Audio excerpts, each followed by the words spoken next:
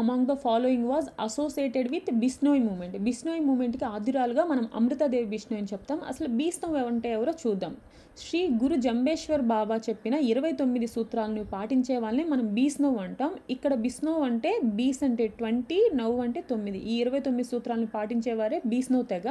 ఈ బీష్నోవ్ తెగకు సంబంధించిన వాళ్ళు ఎవ్వరు యానిమల్స్ని చంపరు, అలాగే చెట్లని నరకరు. ఓకే, ఇక్కడ బీష్నోవ్ మూమెంట్ అంటే ఏందో చూద్దాం. బీష్నోవ్ మూమెంట్ అంటే ఇక్కడ రాజస్థాన్కి చెందిన జోధ్పూర్ రాజు ఒక న్యూ ప్యాలెస్ని కన్స్ట్రక్ట్ చేయాలని తన భటులను పంపిస్తారు.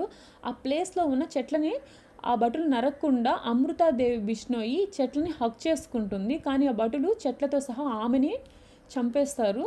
సో నెక్స్ట్ అదే తెగకు చెందిన ఉమెన్స్ చెట్లను ప్రొటెక్ట్ చేయాలని ఆ చెట్లని హక్ చేసుకుంటారు. అక్కడ ఉన్న భటులు 400 మంది ఉమెన్స్ దాకా వాళ్ళు చంపేస్తారు. సో ఇలా చెట్ల కోసం ప్రాణత్యాగం చేసిన ఈ మూమెంట్ని మనం బీష్నోవ్ మూమెంట్